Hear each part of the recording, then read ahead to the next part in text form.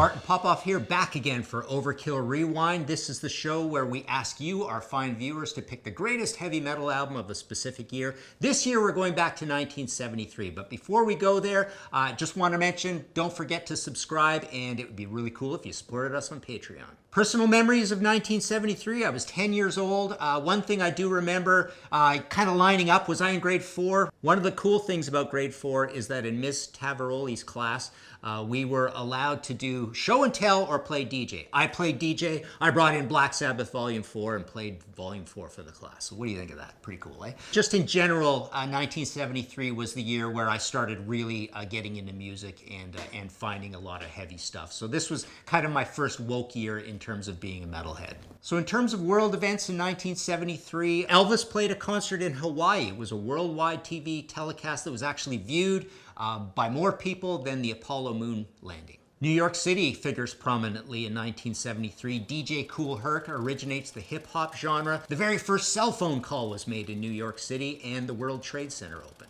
Pink Floyd's Dark Side of the Moon comes out. After grinding away for a long time with a lot of obscure records, Pink Floyd is a huge hit, and they go on to be one of the biggest bands in the world. Speaking of big bands, Kiss plays their first concert in 1973. Big year for movies as well. Godfather wins the Academy Award. The Exorcist comes out December 26th, the day after Christmas. I remember at 10 years old going to see this in Trail, BC. Definitely saw it, 1, 2, 3 times, a few times. It's a very, very scary movie. In sports, the Dolphins beat the Redskins, ending a perfect season. George Foreman beats Joe Frazier in Jamaica for the heavyweight title. In politics, Nixon finds himself embroiled in the Watergate scandal, but on the flip side, this is the year where there was an accord signed to essentially end hostilities in Vietnam. All right, so let's get to 1973, the greatest heavy metal albums of that year as voted by you, our fine viewers.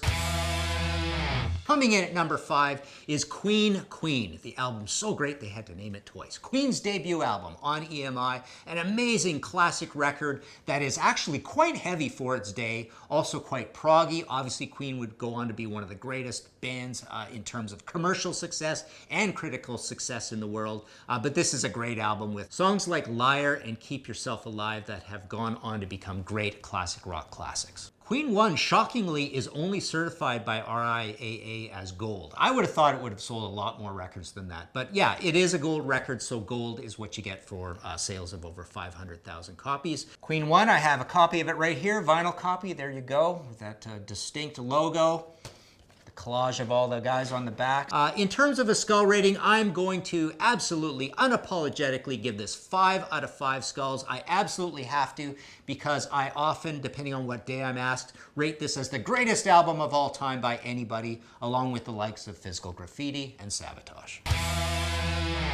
So number 4 on our list of greatest heavy metal albums of 1973, as voted on by you, the viewers, is this bad boy right here, Blue Oyster Cult, Tyranny and Mutation. There's a fully signed copy of that. This is the band's second album, not a particularly heavy album, but yeah, they go on to be a pretty successful band with quite a few gold and platinum records. This album doesn't certify at all, although it does have some live classics like 7 Screaming Dizbusters, Hot Rails to Hell is on here as well, The Red and the Black. So yeah, really cool, kind of spooky, a little bit Doorsy, a little bit heavy. The band would kind of evolve from this. This is kind of their black and white period. The next record, Secret Treaties, did go gold. Then they had a double live album, and then they kind of broke it wide open with Agents of Fortune with Don't Fear the Reaper on it. In terms of a skull rating, I'm going to give this 3 out of 5 skulls. I know it's a little harsh. I'm a huge Blue Oyster Cult fan. They're one of my favorite bands in the world, but this one and the debut are a little hard to stomach at times. So number 3 in terms of the greatest heavy metal albums of 1973, as voted by you, is this record right here, Montrose. This is one of those slow burn kind of records. It didn't do great at the time. The band changed their sound a lot quite after this. This is actually one of the heaviest albums on this list, and I've often called this the first modern American heavy metal album. You've got Ronnie Montrose, the Electric Bill Church, Denny Carmassi, who went on, to quite a bit of success with Heart, and of course, this guy up in the corner, Sammy Hagar. This is his first record. Really heavy album, well produced.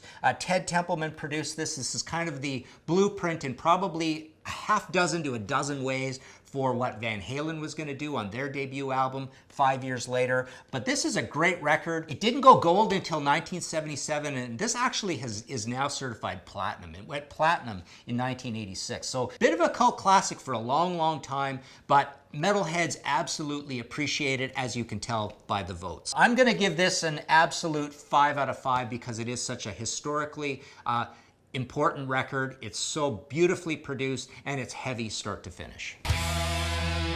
So number 2 in the greatest heavy metal albums of 1973 as voted by you is Alice Cooper, Billion Dollar Babies. February 1973, they're on Warner Brothers. They've had some success already at this time, moving through the first 2 albums on Frank Zappa's label, and then Love It to Death with I'm 18. They had Killer and School's Out, but this is really the golden period. That amazing, amazing album cover with the goodies inside, with the dressing up, and then the rabbit and the money fold thing and the snake texture on it. Alice Cooper was a really scary proposition in 1973. If any of you remember the Marilyn Manson craze, it was exactly like that. He was really considered to be the guy that was going to wreck society forever.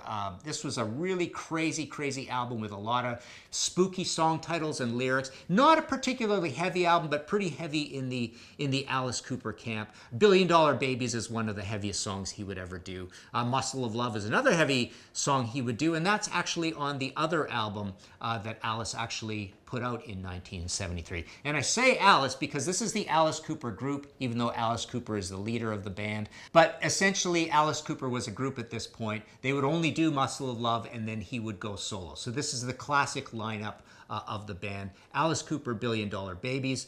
It went platinum. I'm going to rate this one 3.5 skulls out of 5. It is probably considered the greatest Alice Cooper album. I was never crazy about the productions you got on Alice Cooper albums by Bob Ezrin. It's not a particularly heavy album, but here you go. You guys have voted it number 2. All right, here we are. Number 1, 1973, greatest heavy metal album as voted by you, our Overkill Rewind viewers, is Sabbath, Bloody Sabbath, winning in a landslide. There's a fully signed one that I've got framed up, that I've got on the wall in my office. Some would argue, and we see this in the results, about people kind of grumbling that were there actually heavy albums in 1973? Well, this is absolutely a true heavy metal album, and I would argue that Montrose album is a true heavy metal album as well. But Sabbath, Bloody Sabbath, they're on Warner Brothers. They're doing fine. I was always amazed that this album cover, passed the censors and even actually came out on a major label. That is a really spooky, occultish heavy metal album. It's even got some nudity in it. But for 1973 to have that thing come out is pretty nutty. And with a title like that, Sabbath, Bloody Sabbath. But this record won by an absolute landslide. And frankly, I'm not so sure it had a lot of great competition in terms of heavy metal, true heavy metal for that year. I'm going to go 5 out of 5 skulls on this. I've often rated it as my second favorite Black Sabbath album. It's either this or Master of Reality. I always rate Sabotage first, but it's a really cool record. People consider it a little bit proggy as well. It's got some acoustic guitar put into it, a little bit of synthesizer. But yeah, just a really cool Sabbath album. Everybody loves it. Okay, in terms of honorable mentions for 1973, some records that got some votes, no surprise that we see Led Zeppelin in here with Houses of the Holy. It's not a particularly heavy album, and it's not a particularly beloved Led Zeppelin album, but it got some votes as well. Budgie, Never Turn Your Back on a Friend, with a beautiful gatefold, that got some votes as well. Budgie is kind of more of an obscure heavy metal band, but they are making some pretty heavy stuff at this time. They followed up with In for the Kill, which was quite a bit heavier actually than this. Squawk before it, Budgie before it. But this is the album that had Bread Fan on it, which is kind of the dominant track on the record, of course, famously covered by Metallica. Another honorable mention is Buffalo with Volcanic Rock, their second album. Buffalo were a band, famously signed to Vertigo in Australia, but they never really got around. They never got out there. They're quite obscure, but they were quite a heavy band for the day. They only made 5 records. I personally think the record after this and the one after again are actually better. The first one, Dead Forever, and not so great, but this is a pretty cool album as well. Another honorable mention was Iggy and the Stooges, Raw Power on Columbia, 1973. You know, punk sometimes claims this record, but heavy metal does as well. It's a pretty heavy album. It's really gritty. David Bowie produces it, but he produces it very dirty, almost dirty on purpose. This is almost the start of that whole thing that leads into, well, punk of course, but also into the likes of thrash and death metal, you know, via Motorhead, this idea of recording badly on purpose. There's a whole sort of reason they did it that way, and it's just to sound really dirty and squalid. But yeah, really cool, you know, dark lyrics and vocals from Iggy, really heavy guitar tones from James. Heavy but screechy at the same time. Our final honorable mention is Thin Lizzy with the Vagabonds of the Western World. Again, not that heavy an album. This is the third Thin Lizzy album. It's the third and last of the Eric Bell on guitar era before we move into the famous twin lead guitar sound and great records like Jailbreak and Black Rose. But this was a pretty cool record. It's got some heavy tracks on it as well, and it got quite a few votes. So this is the part I get to mention a few things I would have liked to have seen on the list. You know, one that is a glaring exception that did get some votes, but I wish it would have been higher, is Nazareth with Razamanaz. I think it's a pretty heavy album. It would have been one of the heavier ones on this list. You can't get much heavier than the title track, you know, with that double bass and then with Dan McCafferty's voice. Nazareth actually had Razamanaz come out in '73 and Loud and Proud. Another one that I would have liked to have seen on this list is Uriah Heep with Sweet Freedom. Granted, it's a little past their golden period. I love the debut. I love Look at Yourself, Magician's Birthday, and Demons and Wizards, but Sweet Freedom is actually a pretty cool album as well. Another one I would have liked to have seen on this list is the debut from the New York Dolls. You know, put that in kind of the Iggy camp. This is an album that's claimed by punk as an early milestone, but I think it's pretty heavy. It doesn't really get its due for being pretty heavy and well put together. New York Dolls kind of had a bad reputation because maybe live they were a little bit sloppy. They had a lot of drug and alcohol problems. They were definitely a pretty chaotic, obnoxious band. But on record, they only made the 2 records. On record, I think they did a pretty good job, and I think the debut album from them, New York Dolls, self-titled, is a bit of an unheralded heavy metal classic. The final record I would have liked to have seen on this list is ZZ Top, Tres Hombres, their third album. Pretty heavy record for ZZ Top. It was a big hit, LaGrange and Tush and all that kind of stuff. You know, pretty rockin' album for a Southern rock band. Are they a Southern rock band? They're from Texas. We sometimes include them.